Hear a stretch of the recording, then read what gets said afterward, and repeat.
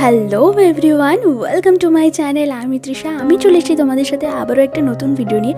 আজকের ভিডিওতে আমি তোমাদের সাথে শেয়ার করব কলকাতার সবথেকে সুন্দর একটা ট্যুরিস্ট স্পট, যেটা হচ্ছে ভিক্টোরিয়া মেমোরিয়াল হল। চলো তাহলে ভিডিওটা শুরু করা যাক।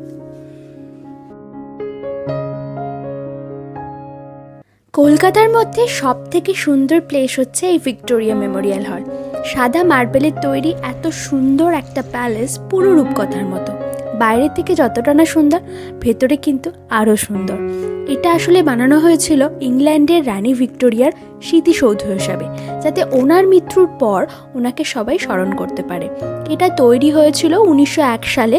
এটা তৈরি হতে প্রায় 15 থেকে 20 বছর লেগে গেছিলো। তো চলো ঘুরে দেখা যাক আর কি কি আছে। এই যে ওয়েপন্সগুলো দেখতে পাচ্ছ, এগুলো কিন্তু সবই আগেকার সময় ইউজ করা হতো, সেগুলোই শোকেসিং করা আছে এবং কারা ইউজ করতেন সেগুলো লেবেলিং করা আছে। তো তোমরা যদি ভিক্টোরিয়া মেমোরিয়াল হলে এসে থাকো তাহলে কিন্তু অবশ্যই ভেতরটা এক্সপ্লোর করো, বেশ ভালো লাগবে, অনেক কিছু জিনিস জানতেও পারবে। আমার তো বেশ ভালো লাগলো, অনেক কিছু জানার গেল।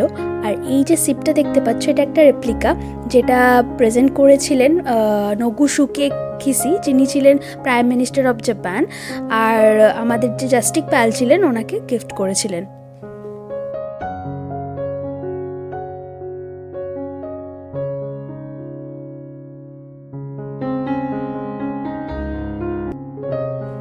এখানে যে কামানটা দেখতে পাচ্ছ, দেখো কত সুন্দর, কি ইউনিক না?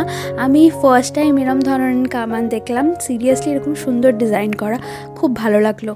এত সুন্দর যে এখনও সুন্দর করে রাখা আছে। আর এই কর্নারটা ঠাকুর বাড়ি থেকে নাকি রিপ্রেজেন্ট করা হয়, আর সেদিন ওখানে অবনীন্দ্রনাথ ঠাকুরের সমস্ত পেন্টিং ছিল। আর চলো ওপরটা গিয়ে দেখি তাহলে আর কি কি আছে।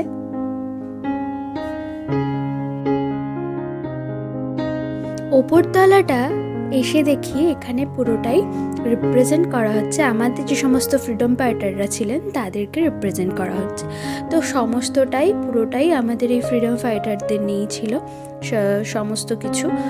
দেখো এখানে রাইফেল আর কি কি সেই সময় ইউজ করা হতো সব কিছুই ওখানে প্রেজেন্টিং করা আছে। তো অনেক কিছু জানা গেল, দেখলাম, ভালো লাগলো।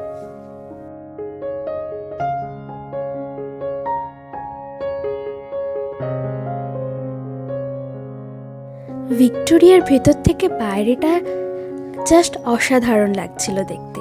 আর এই যে ভিক্টোরিয়ার মেমোরিয়াল হলের টপে যে অ্যাঞ্জেল অফ ভিক্টরিটা আছে, ওই স্ট্যাচুটা জানো তো আগে নাকি ঘুরতো, এখন নাকি আর ঘোরে না।